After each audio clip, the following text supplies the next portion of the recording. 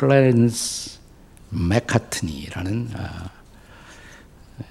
유명한 과거의 설교자가 있었습니다. 그분의 책을 읽다가 이런 흥미있는 이야기를 읽었습니다.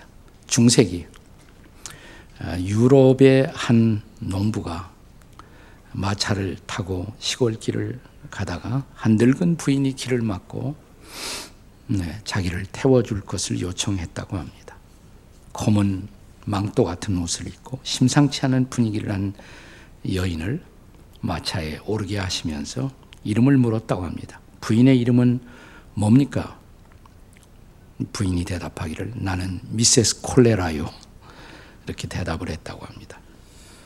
도대체 어디에 무엇을 하러 가십니까? 농부가 물었더니 이 마차가 다음 도착할 그 도시에서 자신의 바이러스를 퍼뜨려 10명을 죽일 계획이라고. 꼭 10명만 죽일 것이라고. 그러면서 자신이 들고 있는 창을 내어주면서 내가 10명 이상 죽이면 당신이 이 창으로 나를 찔러도 줬소. 드디어 그들은 다음 도시에 도착하게 됩니다. 근데 거기에는 벌써 수많은 사람들이 수백 명이 죽어 있었습니다. 화가 난 농부가 옆에 있는 콜레라 부인에게 약속이 틀리지 않소 하면서 창을 꺼내는 순간 부인은 잠깐 나는 분명히 10명만 죽일 계획이요. 지금 우리가 눈앞에 보고 있는 이 시신들은 내가 죽인 것이 아니라 내가 온다는 소식을 듣고 두려움으로 죽은 사람들이요. 이렇게 말을 했다고 합니다. 여러분, 이 얘기가 실감나죠? 네. 요즘 아주 실감나요. 네. 중세기 유럽의 콜레라 전염병이 창궐하던 시대를 배경으로 해서 만들어진 이야기라고 생각이 됩니다. 하지만 이 이야기가 오늘 우리 시대에 실감나게 들려오고 있습니다. 아직 한 사람도 이 땅에서 죽은 사람 없잖아요. 한 사람도 죽은 사람 없어요.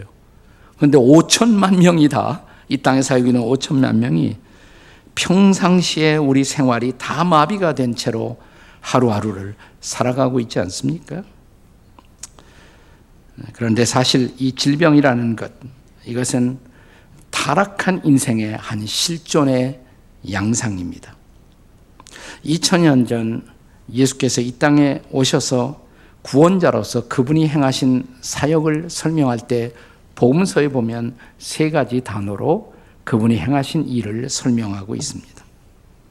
이 세 가지 단어가 뭐냐면 전파하고, 그 다음에 가르치시고, 그 다음에 고치시고, 이게 복음서에 나오는 세 가지 단어입니다. 성경학자들은 이 세 가지 단어에 근거해서 예수님이 행하신 일을 예수님의 삼중 사역, threefold ministry, 삼중 사역이다. 보통 이렇게 말을 합니다. 그러니까 첫째가 전파하시고, 복음 전파 사역, 선교 사역이죠. 두 번째가 가르치시고, 교육 사역. 그 다음에 세 번째가 고치시고, 치유 사역. 이것이 예수님이 행하신 세 가지 사역입니다. 그래서 주님은 이 땅에 계실 때 우리가 복음서에 보시면 병자를 보시면 그대로 지나치지 않으세요. 항상 손을 얹어서 기도해 주시던가, 진흙으로 눈을 바르시고 기도해 주시던가, 항상 이렇게 치유의 사역을 행해 주셨습니다. 오늘 우리가 함께 읽은 본문 야고보서입니다. 야고보서 5장 13절 이하의 본문의 말씀에 보시면 야고보는 고난당하는 사람들을 위해서는 우리가 할 일, 기도하라. 네. 우리가 좋은 일 만난 사람 보거든 함께 찬양하고, 고난당하는 사람 보고 있거든 함께 기도해야 된다. 그리고 그 다음 절 14절 본문 말씀에 특별히 질병의 고난을 겪고 있는 사람들을 보면, 자, 교회의 장로들을 청하라 그랬어요. 일단 교회의 장로들. 여기서 장로라는 말은 교회 안에 있는 오늘날의 직분 장로님을 얘기하는 것이 아닙니다. 여기서 엘더, 장로라는 말은 존경할 만한 어른, 그래서 교회 지도자들에 대한 보편적인 호칭이 당시에 장로, 감독 이렇게 말을 불렀던 것입니다. 그래서 이런 교회 지도자들을 청하여 함께 기도하라 이렇게 가르치고 있습니다. 그러니까 병든 사람들을 위해서 해야 할 교회의 사역이 있다는 것이에요. 교회의 사역. 그러니까 교회가 공동체로서 우리 주변에 병든 이웃들을 위해서 기도할 책임, 치유의 사역이 우리에게 위임되어 있다는 것을 말해주고 있습니다. 자, 그렇다면 오늘 이 시대 그리고 오늘의 교회에서 소위 성경이 가르치는 치유 사역은 어떻게 적용되어야 마땅할까요? 그 첫 번째는 의료적 치유와 영적 치유가 병행되어야 한다는 것입니다. 이 두 가지 치유가 함께 병행될 필요가 있습니다. 자, 오늘 본문 14절의 말씀을 한 번 더 읽겠습니다. 14절 같이 읽습니다. 시작. 너희 중에 병든 자가 있느냐? 그는 교회의 장로들을 청할 것이요 그들은 주의 이름으로 기름을 바르며 그를 위하여 기도할지니라. 여기서 기름이 뭐냐? 어떤 학자들은 기름은 성령의 상징이다 이렇게 생각하는 사람도 있어요.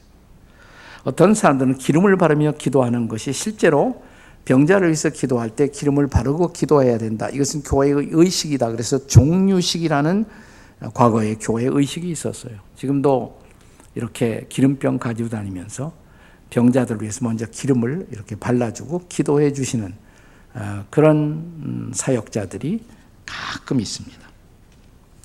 하지만 대부분의 성경학자들은 여기에 기름이라는 것은 단순한 의료용 치료의 방편이다 이렇게 이해하는 것이 보편적인 해석입니다.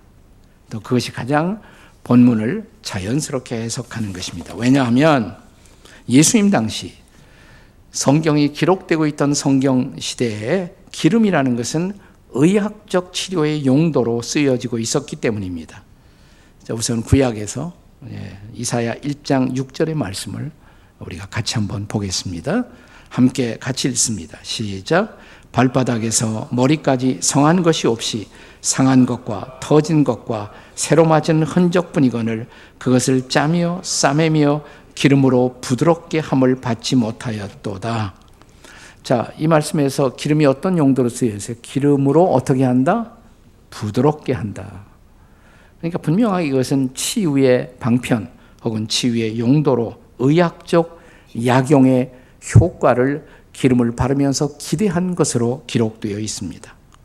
구약인데 이제 신약으로 와서 우리가 잘 많이 가깝게 접하는 누가복음 10장 34절 사마리아인의 비유 속의 말씀이에요. 자, 한번 34절의 비유의 말씀을 같이 한번 읽겠습니다. 다 같이 시작. 가까이 가서 기름과 포도주를 그 상처에 붓고 싸매고 자기 짐승에 태워 주막으로 데리고 가서 돌보아 주니라. 여기 기름과 포도주가 어떤 용도로 쓰여 있습니까? 상처에 붓고 그랬어요. 그래서 기름과 포도주가 과거에 이런 약용으로 쓰여진 것을 볼 수가 있어요. 네가 자주 나는 병 때문에 포도주를 조금씩 쓰라라는 말씀도 있어요. 그러니까 술을 조금씩 하고 싶은 그리스도인들에게는 이게 굉장한 복음의 뉴스죠. 여기 있지 않느냐. 그리고 이렇게 한 잔 걸치시는 분들이 있다는 것을 제가 잘 압니다. 예. 나 이것은 약용으로 그렇게 썼다 이 말이에요. 약용도로. 예. 근데 항상 아파서 어떤 사람은 항상 위가 아파서 항상 할 수밖에 없다고 이런 분들도 있더라고요. 네. 그러니까 약용으로 의학적인 용도로 기름이나 포도주가 쓰여진 것이고 기름을 바르며 기도하라라는 말은 그러니까 어떻게 해석해야 돼요? 의료적 치료를 하면서 동시에 기도하라. 이렇게 이해하는 것이 가장 자연스러운 해석이 아니겠습니까? 자, 여기 의료적 치유와 영적 치유. 그러니까 이 두 가지는 이거냐 저거냐 둘 중에 하나만 하라는 양자택일의 문제가 결코 아니죠. 영적인 기도를 할 때 치유가 온다. 치유의 능력이 근원이 하나님이시다 믿기 때문에 그렇게 해요. 마찬가지로 우리가 약을 사용할 때 혹은 의료적 도움을 받을 때 궁극적으로 나를 치료하시는 것은 또 그 약의 근원은 하나님이 주신 것이다. 그것도 하나님을 믿는 거예요. 결코 우리가 의료를 받아들이는 것이 하나님을 안 믿는 게 아니란 말이죠. 네, 그것도 우리가 하나님을 신뢰하는 방편입니다. 오래전부터 소위 서구의 기독교 문화권에서 크리스찬 의사로서 의료를 진행하는 분들이 자기의 의료실 혹은 진료실에다가 이런 말을 많이 썼다고 그래요. 영어로 말하면 Doctors treat, but God heals. 이게 무슨 뜻이에요? 의사들이 treat해요. 치료를 해요. 그러나 뭐예요? But God heals. 그러나 하나님이 치유하신다. 의사들이 treat를 하고 이렇게 진료 행위를 하지만 정말 치료는 사실은 하나님이 하시는 것이다. 이게 크리스천 의사들의 중요한 고백입니다. 옛날에 벤자민 프랭클리라는 사람이 아주 재미난 말을 했습니다. 치료는 하나님이 하시고 돈은 의사가 가져간다. 예, 이것도 그러니까 God heals and the doctor takes the fees. 그러니까 하나님이 치료는 하시는데 의사가 fee를 그 돈은 가져간다. 이것도 유머지만 이것도 진리죠. 네, 제가 계속 진리만 얘기하니까 질리지 않으십니까? 네. 어떤 경우에도 하나님의 간섭 없이 인간의 질병은 치유될 수 없다는 것입니다. 그러나 치유의 방편으로 의사나 이런 분들이 의료약품을 사용하도록 하나님이 허용하셨다는 것입니다. 자, 제가 이 사역 얘기를 하시면서 철로 역정을 계속 여러분들에게 다시 소개하는데, 철로 역정 제2부에 보면 크리스찬의 부인 크리스티아나가 자기 네 아들과 함께 철로 역정 순례길을 가다가 드디어 아름다운 집 미궁에 도착합니다. 옛날 자기 남편도 거기 통과했는데 그곳에 아름다운 집에 와요. 거기 잠시 머무는 동안에 큰아들, 크리스티아나의 큰아들 마태가 병에 걸립니다. 네, 아주 복통이 심해지자 그 미궁 아름다운 집에서 가까운 곳에 자주 이 아름다운 집 사람들이 청하고 있는 의사가 있었어요. 그 의사를 모셔옵니다. 그래서 의사의 이름이 뭐냐? 노련 씨예요. 노련 씨. 번역을 그렇게 해서 노련. 근데 영어로는 어떻게 하냐? 닥터 스킬이에요. 닥터 스킬. 나는 하여튼 이 철로 역정의 저자 존 번연이 지니어스라고 생각해요. 얼마나 재미있어요. 닥터 스킬. 노련 씨. 지금 와서 매튜를 이렇게 치료하고 있어요. 매튜를 치료하고 있습니다. 네. 근데 노련 씨는 약을 처방하면서 근데 기도하며 이 약을 드셔야 합니다. 이렇게 말합니다. 기도하며 드셔야 합니다. 그러니까 그 약이 기도와 함께 간다 이 말이죠. 이게 본문에 의하면 기름을 바르며, 다시 말하면 의학적 처방을 복용하면서 동시에 기도하라는 말씀인 것입니다. 그러므로 우리의 육체가 병들 때 의료적 도움을 받는 것을 결코 주저하지 마십시오. 신앙이 너무 좋아지다 보면 난 기도만 해서 버틴다, 이런 사람이 가끔 있어요. 네, 그건 맹신이에요. 맹신. 네, 그것은 그렇게 좋은 믿음이 아닙니다. 사실은 의료적 도움을 받으면서, 그러나 궁극적인 나의 치유는 누가 한다? 하나님이 하신다. 그걸 믿으시기 바랍니다. 옛날 모세는 광야에서 이스라엘 백성들이 쓴 물을 마시고 병들어 누웠을 때 그 이스라엘 백성들에게 여호와 하나님의 말씀을 순종하고 그 하나님을 바라보라고 외치면서 이렇게 말합니다. 출애굽기 15장 26절에 내 계명에 귀를 기울이며 내 모든 규례를 지키면, 이렇게 말씀하시면서 이렇게 선포해요. 나는 너희를 치료하는 여호와임이니라. 아멘. 이게 바로 나는 너희를 치료하는 여호와다. 하나님의 이름이에요. 하나님의 이름이 야훼 라파, 제호바 라파, 여호와 라파, 치료하시는 하나님. 여러분과 저의 하나님이 치료하시는 하나님인 것을 믿으시기 바랍니다.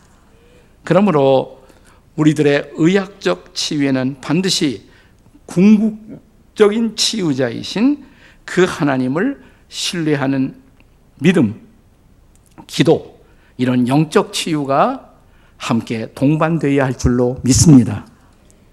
그래서 영적 치유와 의료적인 치유, 자연적인 치유가 함께 병행되어야 할 필요성을 성경은 가르치고 있다는 것입니다. 그 다음에 두 번째로 영적 치유에는 회개 사역이 반드시 동반되어야 합니다. 우리들의 영적 치유에는 회개 사역이 동반되어야 합니다. 다시 본문으로 돌아와서 15절과 16절의 말씀을 읽도록 하겠습니다. 함께 같이 읽습니다. 시작. 믿음의 기도는 병든 자를 구원하리니 주께서 그를 일으키시리라. 혹시 죄를 범하였을지라도 사심을 받으리라. 그 다음 절. 그러므로 너희 죄를 서로 고백하며 병 낫기를 위해 서로 기도하라. 의인의 간구는 역사하는 힘이 큼이니라 그랬습니다. 자, 성도들이 질병하고 싸울 때 이들을 기도로 우리가 돕고자 할 때, 옆에서 내가 같이 그분들을 돕고자 할 때 제일 조심할 것이 하나 있어요. 그건 뭐냐면 모든 병이 죄 때문에 온 것으로 단정하는 일입니다. 네, 이걸 제일 우리가 조심해야 합니다. 그렇지 않으면 욥기의 스토리를 보시면 욥의 친구들이 어떻게 욥을 병든 욥을 위로하러 와서 위로하기는커녕 욥, 네가 이 병 괜히 들었겠니? 네가 뭐 잘못한 것이 있지. 잘 생각해봐라. 그러면서 오히려 돕는 자가 아니라 정죄자로서 역할을 하는 욥의 친구들의 모습을 종종 볼 수가 있습니다. 신앙이 좋다는 사람들이 이런 정죄자의 모습으로 내게 다가오는 경우들이 종종 있어요. 네, 이거 아주 조심해야 합니다. 그렇지만 그런 거 하지 말아야 하지만 병을 경험하고 있는 혹은 직면하고 있는 본인 자신은 나 자신은 기도할 때 혹시 나의 과오, 나의 허물 때문에 이 병이 초래된 것은 아닌가 이렇게 스스로를 돌아보고 반성하는 것은 좋을까요, 나쁠까요? 그건 바람직한 거예요. 남들이 나를 정죄하는 것은 있을 수 없는 일이지만 내가 나를 성찰하는 것은 반드시 필요한 것입니다. 그래서 본문 15절에도 혹시 죄를 범하였을지라도, 그러니까 그런 경우도 있다 이 말이죠. 죄 때문에 병이 초래되는 경우들이 없는 것은 아니에요. 근데 우리는 모르잖아요. 우리가 하나님이 아니잖아요. 그러니까 괜히 내가 하나님인 것처럼 다른 사람을 정죄하지 말라 이 말이죠. 하지만 우리 자신은 그럴 수도 있으니까 죄를 회개하면서 기도하라 이 말이죠. 자신의 과오를 성찰하면서 제가 많이 부족한데 제가 힘든 시간을 갖고 있는데 저를 위해 기도해 주세요 라고 말하는 것은 아름다운 일이에요. 성경은 자신의 불의함을 깨닫고 회개하는 사람들은 의인이다 이렇게 말합니다. 이런 사람들이 의인이에요. 네. 그리고 이런 의인들의 기도는 역사함이 크다 그랬습니다. 네. 이게 성경의 역설입니다. 자, 반면에 나는 어렵다, 나는 잘못한 거 하나도 없다 라고 기도하는 바리새인들의 자기 의에 근거한 기도는 하나님이 외면하셨어요. 하지만 자기가 죄인임을 깨닫고 주님의 긍휼을 구하는 세리들의 기도를 주님이 응답하신 것을 기억하시기 바랍니다. 자, 다시 철로역정으로 돌아오시면 이제 의사 노련 씨, 닥터 스킬, 그러니까 숙련된 의사죠. 닥터 스킬 씨가 마태에게 진료하는 과정에서 서로 가족들과 대화하다가 병의 원인을 찾아내요. 그것은 마태가 바알세불이 거느리는 과수원에 가서 열매를 따먹었어요. 그것이 질병의 원인이 되다. 그러니까 마귀가 다스리고 있는 열매를 따먹었다. 그의 부주의와 허물이 초래한 질병임을 그들의 대화 속에서 스스로 깨우치는 모습을 우리가 볼 수가 있습니다. 이어서 그 다음에 닥터 스킬은 의사 노련은 어떻게 하느냐? 약을 처방하는데 그 약이 무슨 약이냐? 그리스도의 피와 살로 된 약을 처방합니다. 하나도 재미없나요? 난 너무 재밌어요. 네. 이 사람 어떻게 이렇게 쓸 수가 있을까 말이죠. 그리스도의 피와 살로 된 약을 처방합니다. 다시 말하면 우리의 모든 죄의 근원적 처방은 그리스도의 십자가의 보혈, 그리고 그분의 희생 때문에 우리가 다시 질병을 이기고 이 땅에서 살 수가 있다라는 약속을 보여주는 것입니다. 이것은 이사야 선지자가 이사야 53장 5절에서 예언한 말씀 그대로의 처방입니다, 사실은. 자, 같이 한번 읽어보세요. 이사야 53장 5절 시작. 찔림은 우리의 허물 때문이, 그가 상함은 우리의 죄악 때문이라. 그가 징계를 받음으로 우리가 평화를 누리고 그가 채찍에 맞음으로 우리가 나음을 받았다. 그러니까 우리의 죄와 허물을 대신해서 그리스도가 십자가에 매달리셨기 때문에 그분이 우리 대신 징계받고 그분이 우리 대신 채찍 맞은 것이 오늘 우리가 모든 죄와 모든 질병과 고난을 이기고 살아갈 수 있는 새로운 삶의 근거가 된 줄로 믿습니다. 그래서 이제 의사 노련 씨가 닥터 스킬이 십자가의 처방, 즉 그리스도의 피와 살로 된 약을 건네면서 또 재미나는 얘기를 해요. 나는 이거 읽다가 너무너무 재밌었어요. 뭐라고 얘기를 하냐면 닥터 스킬이 회개의 눈물 한 호흡에 그 약을 3알씩 먹으세요. 네. 자, 회개의 눈물 한 호흡에다가 그 약을 3알씩 먹으세요. 이제 스스로 원인을 깨달았단 말이죠. 네. 그렇게 막 정죄한 것이 아니라 깨닫게 됐으니까 회개의 눈물에다가 이 약을 함께 처방합니다. 마태는 처음에는 이 약을 거절하다가 마침내 마태가 깨닫고 금식하고 회개하고 이 약을 먹고 하나님의 도우심과 축복을 구하자 깨끗함을 얻습니다. 할렐루야. 치유가 임한 것입니다. 할렐루야. 네. 이것이 바로 우리의 영적 치유에 회개의 사역이 동반되어야 할 이유인 것입니다. 의사 노련 씨는 닥터 스킬은 이제 크리스티아나 가족이 이제 마태가 낳고 나서 어떻게 감사해야 할까요? 병이 났으니까 어떻게 감사해야 할까요? 그랬더니 또 재미나는 대목이 나와요. 어떻게 감사해야 할까요? 돈을 얼마나 드릴까요? 그랬더니 닥터 스킬이 의사를 양성하는 대학이 있습니다. 제가 섬기는 학장님입니다. 그분에게 그냥 감사하시면 됩니다. 그러니까 뭐예요? 우리가 치유를 받았을 때 자, 의사를 양성하는 대학의 학장님 누구실까요? 이런 게 안 깨달아져요? 네. 하나님이시란 말이죠. 그 하나님께 감사하라 이 말이에요. 네. 그분이 궁극적 치유자가 되시기 때문입니다. 이만큼 얘기하면 내가 철로역정 2부도 한번 읽고 싶다 이런 마음이 들어요, 안 들어요? 예? 안 든다면 이건 인간도 아니지. 네. 자, 그렇게 해서 이제 회개와 십자가 묵상, 이게 중요해요. 회개와 십자가 묵상은 순례자들이 걸리는 모든 병에 효과가 있습니다. 그리고 이렇게 말합니다. 이런 회개와 날마다 하는 회개와 십자가 묵상이야말로 순례자들의 만병통치약입니다. 네, 순례자들의 만병통치약. 다 같이 회개와 십자가 묵상은 만병통치약이십니다. 네, 날마다 자신을 살펴 회개하는 일, 그리고 우리의 허물과 죄를 담당하시고 십자가에서 우리 대신 찔리시고 채찍 맞으신 주님의 십자가를 날마다 바라보고 사는 것. 이것은 우리를 치료할 뿐만 아니라 인생 순례길에 최선의 예방이 되는 것을 믿으시기 바랍니다. 이 은혜가 함께하는 순례자 여러분, 우리 모두가 되시기를 주의 이름으로 축복합니다.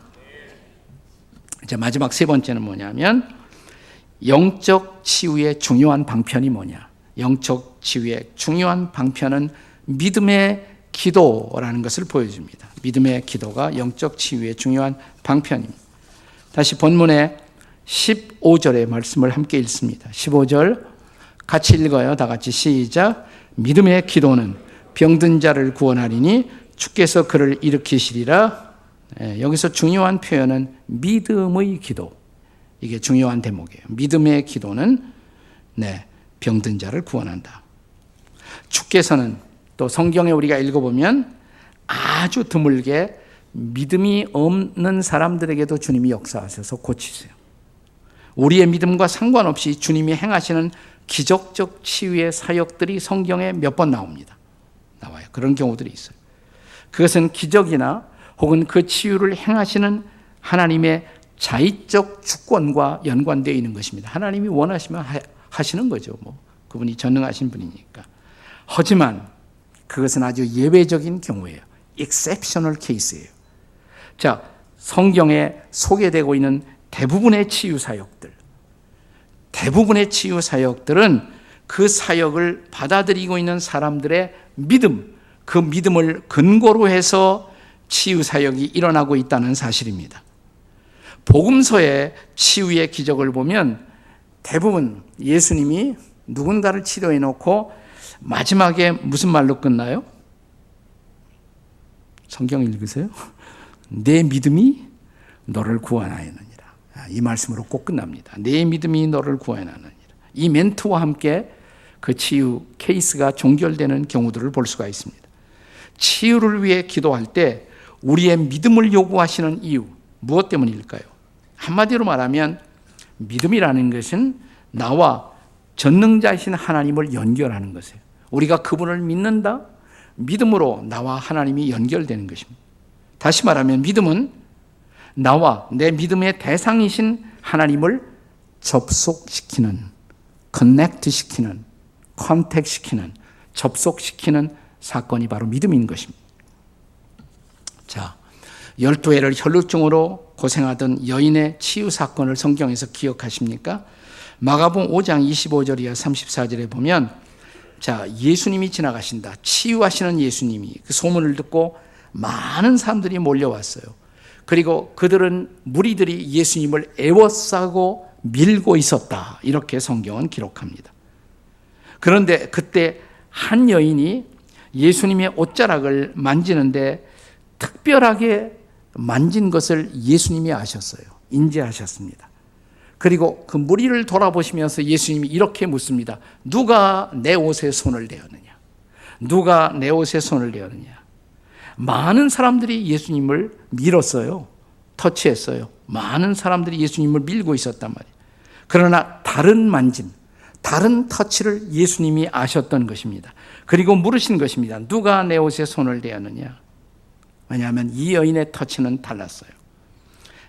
간절하게 구하면서 믿음으로 내가 이분을 터치하면 이분이 나를 고치실 것이다. 믿고 믿음의 터치로 예수님의 옷자락을 만진 것입니다.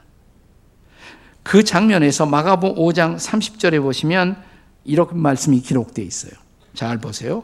예수께서 그 능력이 자기에게서 나간 줄을 스스로 아시고, 그러니까 이 여인이 예수님의 옷자락을 만지는 순간 예수님 안에 있던 신성의 거룩한 능력이 나갔다, 이렇게 성경이 기록합니다. 그 능력이 이 여인에게로 전이되었다, 나갔다, 이렇게 말합니다. 치유의 능력이 흘러간 것입니다. 그러니까 이 믿음이 이 여인과 전능하신 주님을 연결시킨 것입니다.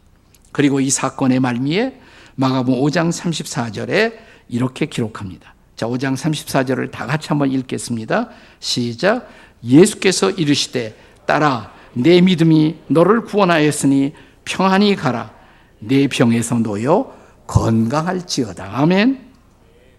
그러니까 이 여인이 예수님만이 나의 소망, 예수님만이 나의 구원, 예수님만이 나의 치유자, 이걸 정말 믿고 믿음으로 손을 내밀어 메시아 되신 예수님의 옷자락을 터치하는 그 순간 예수님 안에 있던 치유의 능력이 흘러가 이 여인을 고친 것입니다. 할렐루야.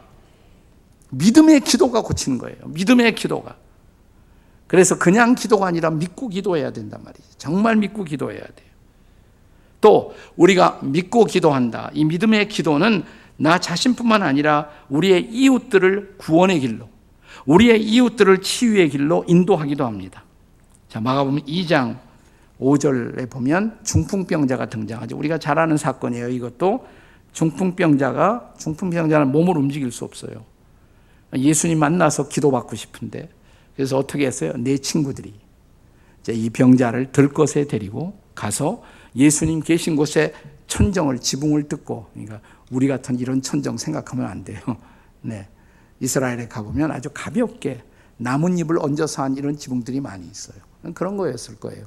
그러니까 이렇게 해치고 쉽게 위에서 사람들이 너무 많이 있으니까 정상적인 출입구로 갈 수가 없어요. 그래서 지붕에서부터 들것을 이렇게 내렸어요. 예수님은 사람들하고 얘기하고 말씀 전하다가 깜짝 놀랐겠죠. 뭐가 내려오니까 여기서. 아마 풀집도 떨어지고 아마 그랬을 거란 말이죠. 깜짝 놀랐단 말이에요. 그러면서 예수님 고쳐주세요. 우리가 우리의 친구를 데리고 왔어요. 그때 성경은 바로 이 대목에서 이렇게 기록하고 있습니다. 예수께서 그들의 믿음을 보시고, 그들이 누구예요? 내 친구예요. 내 친구의 믿음을 보시고 중풍병자에게 이르시되 소자여 작은 자여 내 죄사함을 받았느니라. 그리고 이어서 마가복음 2장 11절에 예수께서 이제 선포하십니다. 내 상을 가지고 내 집으로 가라. 벌떡 일어나 치료받고 갔어요. 할렐루야. 여기 내 친구가 믿음으로 친구를 살리는 치유 사역을 행할 수 있었던 것입니다. 여러분, 이런 믿음이 필요하지 않습니까? 혈루증 여인이 이분이 나를 고친다. 그리고 예수님을 만졌던 여인의 믿음. 내 친구를 고치기 위해서 내 친구가 예수님 만나 예수님이 도와주시면 내 친구는 새로워진다. 그래서 도왔던 이 친구들의 중보의 믿음, 중간에서 역할한 중보의 믿음, 이 중보의 기도가 드디어 그 친구를 살려낸 것입니다. 기적을 가져온 것입니다. 여러분, 질병의 공포가 휩쓸고 있는 이런 시대 속에서 여러분, 우리 주변에 아프고 힘든 많은 사람들이 있습니다. 우리도 믿음의 기도로 나 자신을 살리고 내 가족들을 살리고 그리고 내 이웃들을 살려내는, 그리고 그들을 건강하게 세우는 치유 사역자로 저와 여러분도 그렇게 쓰임 받을 수 있기를 주님의 이름으로 축복합니다.